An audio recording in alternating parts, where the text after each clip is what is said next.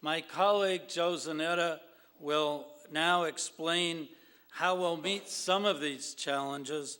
Joe is a native of Jamestown, lives in Los Angeles. He's president and CEO of a large healthcare foundation, and I am delighted to have him as our co-chair.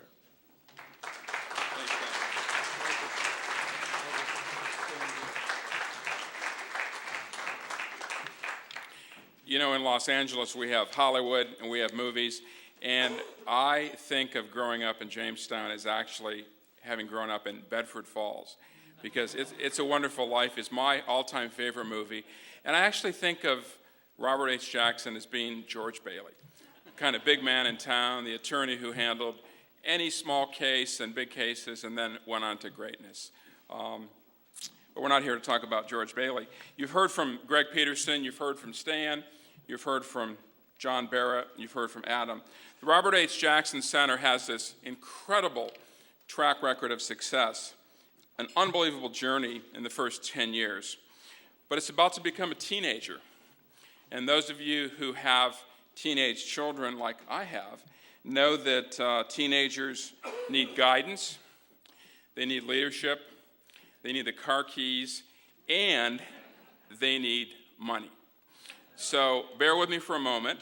But before I talk about resources, I do want to point out that we're so fortunate to have Stan Lundeen as the chairman of the board.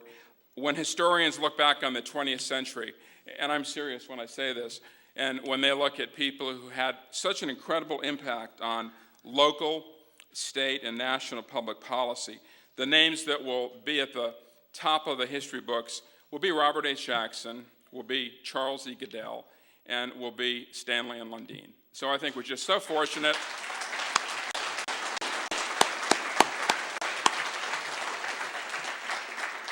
So fortunate to have the boy mayor who became the youthful congressman who became the right hand of Mario Cuomo, and I don't know if Greg said the right word as senior statesman. I'm not sure Stan likes that term, but I'll still call him the boy mayor.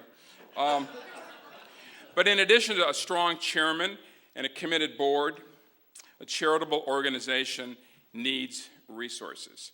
And I want to talk just for a moment about endowment. Endowment is a financial rock that a charity depends on. It's a permanent source of funding.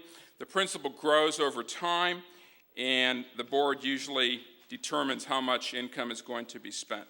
So where did this endowment word come from? So you've heard the phrase endowed chairs. Well, actually, in 16th century England, a chair, a wooden chair, was a rare and therefore a very prized article of furniture. So when a worthy scholar was given two things, he was given, and it was always when a worthy scholar was given lifetime income by the king, and he was given the appointment of chair, he was actually given a chair, a wooden chair with a seal of the university, as a sign of his respect and recognition of a job well done in the community. So the first endowed chair was established by Henry VIII at Oxford in 1541. I did a Google search yesterday. It was the Regius chair, established in 1541. And I thought, oh my God, what if it's not there anymore? I looked it up, and you know what? The Regius chair is still at Oxford University 400 years later. Down the road from here, in a highway that Lieutenant Governor Lundeen helped finish, the Southern Tier Expressway, there was a farmer. He had a farm. He was a member of the New York State Legislature. He had a dream to found a university where any person can find instruction in any study. So what did he do? He created an endowment. He set up $500,000 in the bank, and he created what was called Cornell University, which is the university that I was privileged to go to, and I went there on an endowed scholarship. Now, I know that my scholarship is still there because I give to it every year, and a woman in the 40s, Marion Donahue Tolles, set up that endowed scholarship to benefit young kids like me. So what does that have to do with us? Well, We have strong leadership. Under Greg and Stan's leadership, we decided earlier this year that we needed $1 million in endowment. You know, $500,000, Ezra Cornell, 1865. $1 million, Robert H. Jackson Center, 2010. Why not? I'm pleased to announce that as of tonight, we have commitments of $600,000 for our endowment.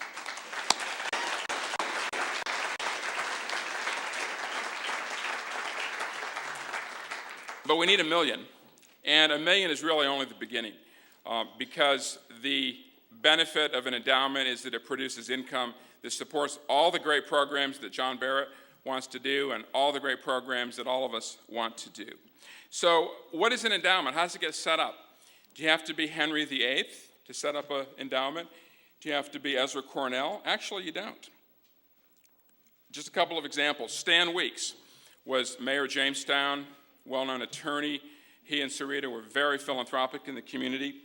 He died about a year ago and left a generous endowment of about $250,000 to support the Jackson Center. So thank you, Stan Weeks.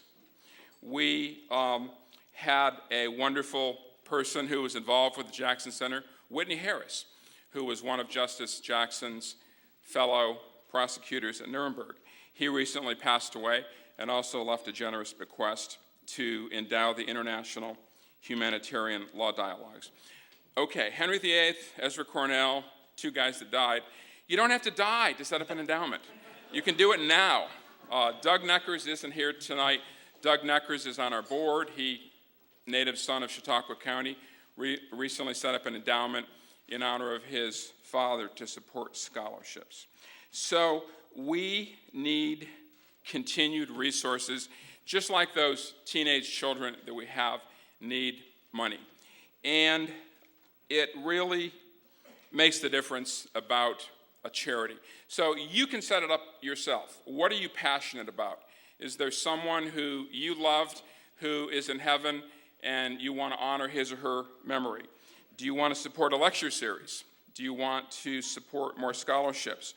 We have this wonderful group of people who come up with great ideas. But you know what? Great ideas require great resources. So I'm here to tell you that we will survive, we will thrive, we will be here for another 10, 20, 30, 40 years, but it takes resources. So everyone in this room has the ability, has the affection for the Robert H. Jackson Center.